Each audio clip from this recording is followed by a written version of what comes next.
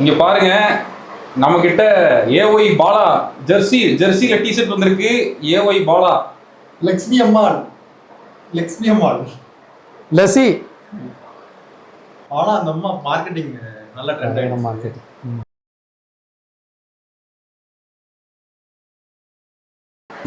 reacting to தெரியல.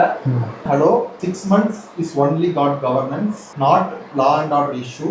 1 month before same mouth said everything is because of DMK.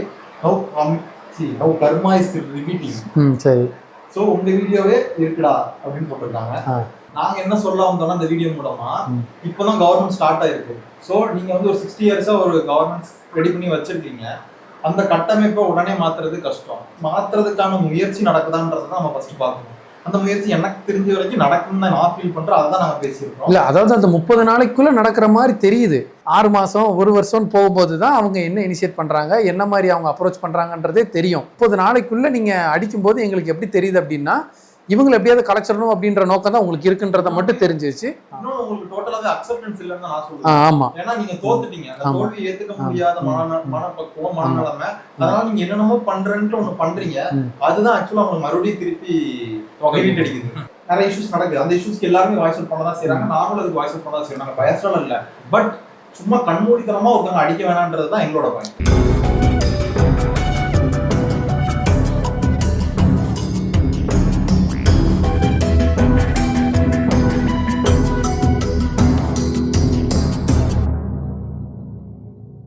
நான் உனக்கு ஒரு ஜோக் சொல்கிறேன்.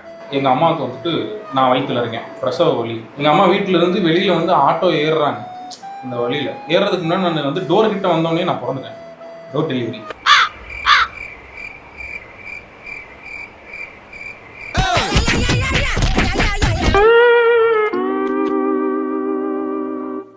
ரீசன்ட் டைம்ஸ்ல நிறைய பேர் ஸ்டாண்ட் அப் காமெடின்னு ஒரு சில விஷயங்கள் பண்றாங்க. அது ரியலாவே ஸ்டாண்ட் அப் காமெடி தானா? இல்ல, எனக்கு தெரிஞ்சு ஸ்டாண்ட் அப் காமெடின்னு எனக்கு தெரிஞ்சு நல்ல ஸ்டாண்ட் அப் காமெடி மதுரை முத்து நான் சொல்லுவேன்.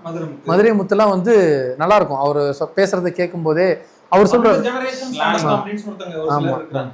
மதுரை முத்து, அதுக்கப்புறம் ஒரு சிலர் வந்து இந்த ஆமா அவங்க எல்லாம் பண்றவங்க. அது ஒரு ரீசன் ஒண்ணு இருக்குடா. அது யார் மனசையும் புண்படுத்தாம அழகா சொல்லி அது நமக்கு வந்துட்டு இப்ப நமக்கு அது பார்த்தா எப்படி இருக்குமோ தெரியல. ஆனா அந்த டைம் நம்ம பார்க்கும்போது அவ்வளவு சிரிப்பா இருக்கும். அதை யோசிக்கவும் வைக்கும். இப்போ அதான் என்னன்னா, இப்போ ரீசெண்டாக வந்து பார்த்தீங்கன்னா ஒரு ஸ்டாண்டப் காமெடியன்ஸோட அட்ராசிட்டிஸ் ரொம்ப அதிகமாயிருச்சு. 370 rupees பிரியாணி. ஆமா, எல்லாரும் பேசுற விஷயம். कहते घर छोड़ाओ, महा यार 370 रुपए लगे हैं, मगर वसूल तो करूंगा मैं।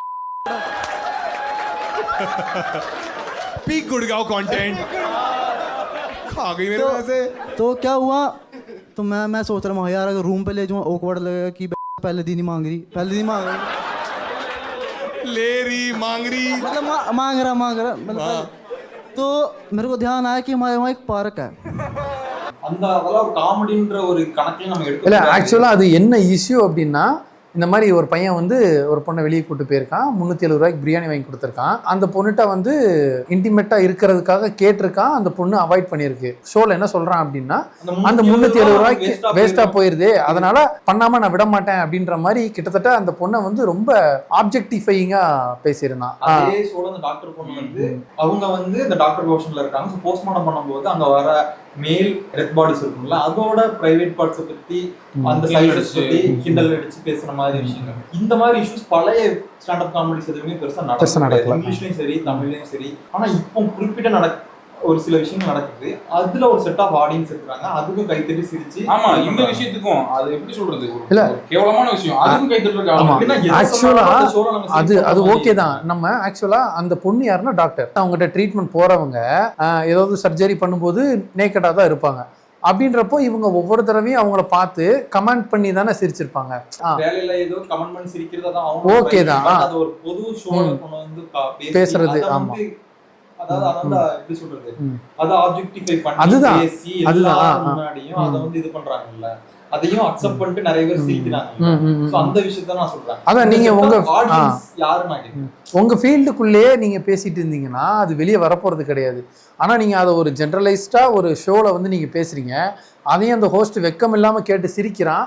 கூட உள்ள ஆடியன்ஸ் சேர்ந்து பாரு, பேசுறாங்க. அந்த ஹோஸ்ட்டுக்கு தான் சேர்ந்து பேசுறான்னு வச்சுக்கோங்க, கூட உள்ள ஆடியன்ஸ்க்கு அதை பத்தி கேள்வி கேட்கணுன்ற ஒரு நான் அதான் மனநிலை சொல்றேன். வரல. ஆடியன்ஸோட அந்த ஆடியன்ஸ்ல எனக்கு தெரிஞ்சு எலைட் பீப்புள்ஸ். நான் என்ன சொல்றேன்னாக்கா, அந்த ஜோக் நீ எடுத்து பார்த்தினாக்கா உண்மையாவே காரியத்துக்கு போயிருவாரு. ஏன்னா அந்த அது ஜோக்கே கிடையாது. ஜோக்குன்னு ஆக்சுவலா நமக்கு வந்து ரிலேட் பண்ணி பார்த்து சிரிக்கிற மாதிரி இருக்கும். பட் அவங்க பண்ற ஜோக்ஸ் வந்து இங்க யாராலையுமே ரிலேட் பண்ணிக்க முடியாது பொது இடத்துல. ஆமா, இந்த ஸ்டாண்ட் காமெடியோட இது எப்படி இதாச்சு அப்படின்னாக்கா, ஃபாரின்ல தான் ஸ்டார்ட் ஆச்சு. ஓகே, ஒரு டிராமா எப்படி ரொம்ப ஸ்ட்ரெஸ்டா இருக்குனாக்கா படம் பாக்குற மாதிரி தான் இது ஆரம்பிச்சாங்க. ஒரு டிராமால இருந்து ஸ்டாண்ட் அப்படி போனது.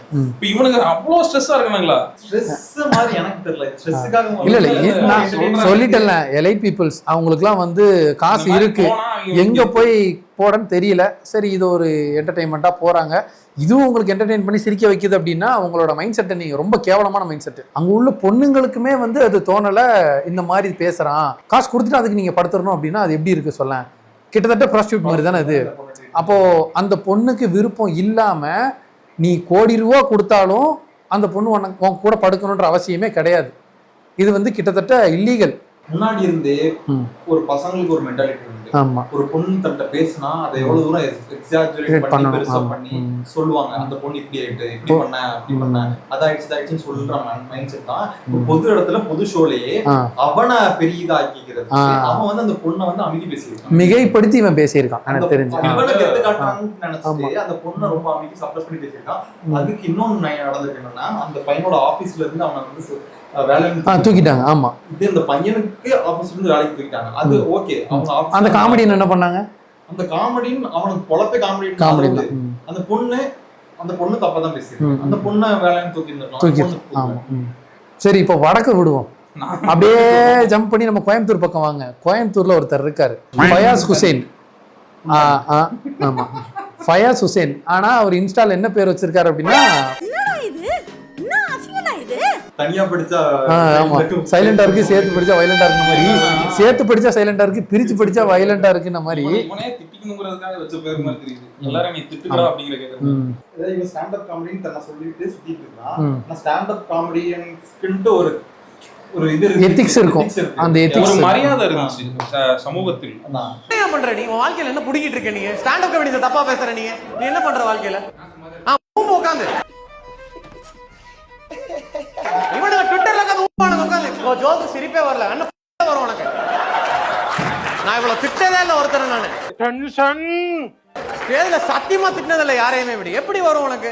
இது பேசிக்கா ஸ்டாண்ட் அப் காமெடி. இது லைவ் எக்ஸ்பீரியன்ஸ் தானே, அப்பதானே சிரிப்பு வரும். நீ வீடியோ உட்காந்து பார்த்துட்டு என்ன இது பிட் நினைச்சியா? பாத்துக்கிட்டு செத்த பையல மூஞ்சி மோரியம் பாரு, மூஞ்சி மோரியம் பண்ணி பரவாயில்ல. எங்க இதுல வாரியா வளரும்?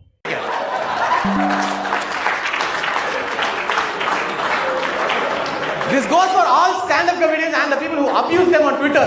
I love you. நீ பண்ற காமெடிக்கெல்லாம் அந்த பின்னாடி நிக்கிற சிரிப்பான், நான்லாம் சிரிக்க மாட்டேன் தெரியுமா? Abuse, please understand that this is what I feel about you all அப்படின்னு போட்டுருக்கான். நம்ம எல்லாத்தையுமே அப்படிதான் சொல்றோம். ஷோக்கு ஒருத்தன் வந்து உன் ஷோக்கு நீ வந்து ஒருத்த வரான், ஓகேவா? அவரை நீ எப்படி ட்ரீட் பண்ண? உனக்காக உன் ஷோ பார்க்கறதுக்கு எங்கேயோ இருந்து காசு கொடுத்து பே பண்ணி பார்க்க வரான் ஒரு ஸ்டாண்ட் அப் காமெடி. அப்படின்றப்ப அவனை நீ எப்படி ட்ரீட் பண்ணுவ?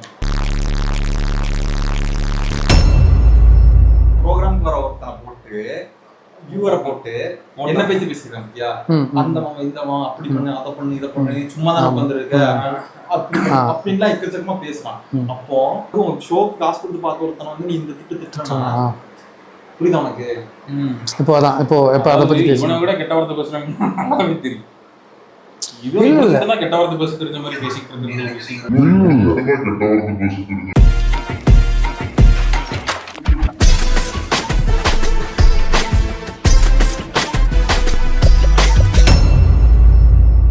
அந்த ஒரு எத்திக்ஸ் இல்லையா? ஒரு பப்ளிக் ஷோல நீ என்னென்ன பேசணும், அது வந்து பாக்குறதுக்கு கேட்கறதுக்கு வந்து அருவருப்பா இல்லையா? அதை நீ உன்னோட பேஜ்லயே தூக்கி அதை வந்து வேலிட் பண்ணி போட்டிருக்க. அதுக்கு கேப்ஷன்ல வந்துட்டு எனக்கு கமெண்ட் பண்ற எல்லாத்துக்கும் எனக்கு வந்துட்டு இது மாதிரிதான் ஃபீல் ஆகுதுன்னு சொல்றது. ஆக்சுவலா பேச்சு உரிமை எதுவுமே கொடுக்க மாட்டேன். நான் இன்னமும் பண்ணுவேன், நீ இது பேசக்கூடாது. சரி, நான் பேசல, ஒருத்த காசு கொடுத்து உன்னை வந்து பார்க்க வந்திருக்கான், அவனை பத்தி நீ தப்பா பேசுற, அவனை பத்தி அசிங்கமா பேசுறா, அது என்ன? இது வந்து ஸ்டாண்ட் காமெடி. ஸ்டாண்ட்ல வந்து எக்ஸ்பீரியன்ஸ் பண்றது. நீ வந்துட்டு சும்மா வீடியோ பார்த்து இது பண்ணிட்டு இருக்க. அப்புறம் மயிர்காய் வீடியோ போடுறான். இது பேசிக்கா ஸ்டாண்ட் அப் காமெடி. இது லைவ் எக்ஸ்பீரியன்ஸ் தானே, அப்பதானே சிரிப்பு வரும். நீ வீடியோ உட்காந்து பார்த்துட்டு என்ன இது பிட் நினைச்சியா? பாத்துக்கிட்டு அதுல இருந்து வியூஸ் வாங்க போற. அப்ப நீ யூடியூப்ல போடவே கூடாது. சரி, நீ ஸ்டாண்ட் அப் காமெடி உன் வேலையை பார்த்துட்டு போறேன். அரசியலுக்குள்ள எதுக்கு நீ அரசியல் பத்தி பேசுறியா? இல்ல தனியா அதுக்கு நான் என்ன சொல்றேன், அரசியல் பத்தி பேசட்டும் என்கரேஜ் பண்றேன். நான்லாம் காமெடி பண்றதுக்கு என் மேல கேஸ் போட்டுக்கிட்டு இருக்கானுங்க. 41 பேரை கொண்டவன்லாம் ஜாலியா இருக்கான். பட் எனிவே, கை தட்டாத கைகள் எல்லாம் நான் பார்த்துட்டேன். 2 கேட்டகரி தான். என்ன 41 பேர் செத்துட்டாங்களா? ஆர்சிபில 11 பேர் தானே அப்படின்னு.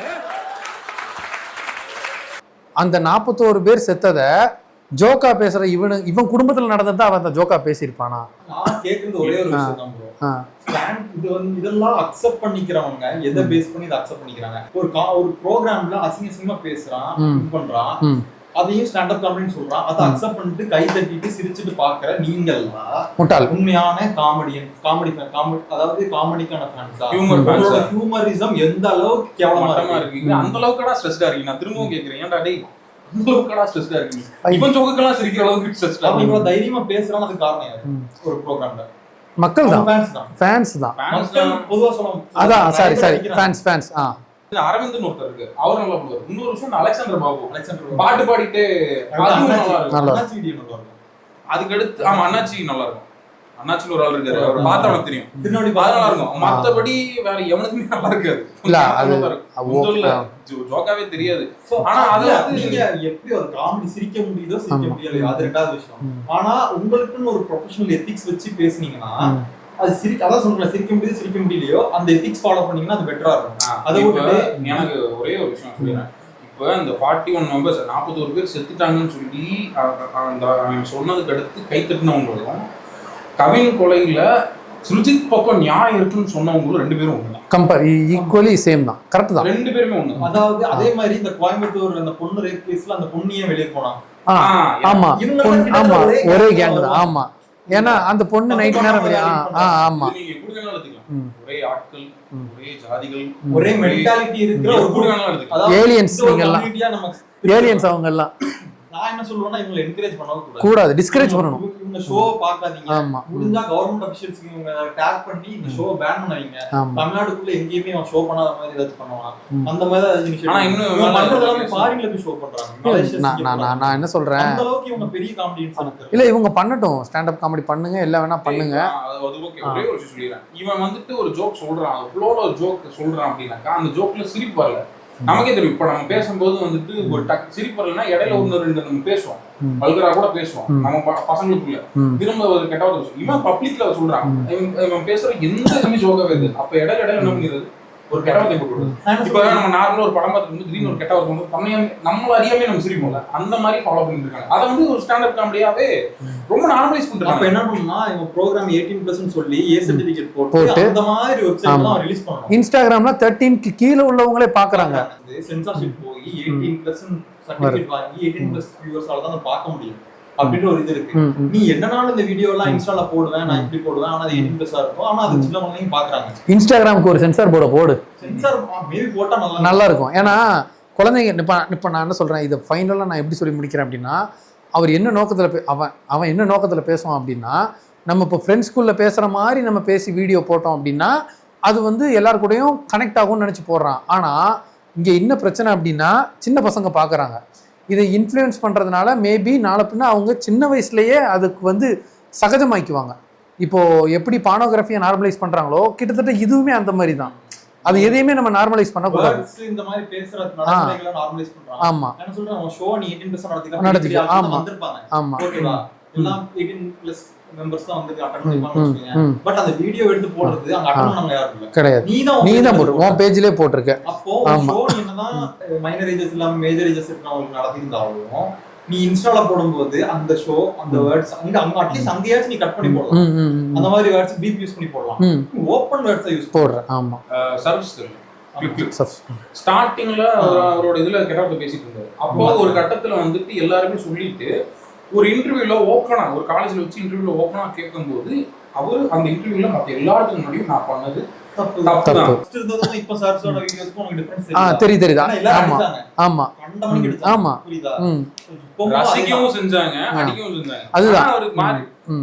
இப்போ இதுல என்ன ஒரு விஷயம்னாக்கா, இதை நீங்க ஃபாலோ பண்ணி நார்மலைஸ் பண்றீங்கன்னா, இதுக்கு அடுத்து இதை இன்ஸ்பயரா எடுத்துட்டு வர்ற ஸ்டாண்டப் காமெடியன்ஸும் இதையே தான் ஃபாலோ பண்ணுவாங்க. இன்னொரு விஷயம், இப்படி எத்திக்ஸ் வச்சுக்கோங்க பெட்டர், அப்படி இல்லையா யாரும் உங்களுக்கு வந்து என்கரேஜ் பண்ணாதீங்க, டிஸ்கரேஜ் பண்ணுங்க. 41 பேர் இறந்துட்டாங்க ப்ரோ.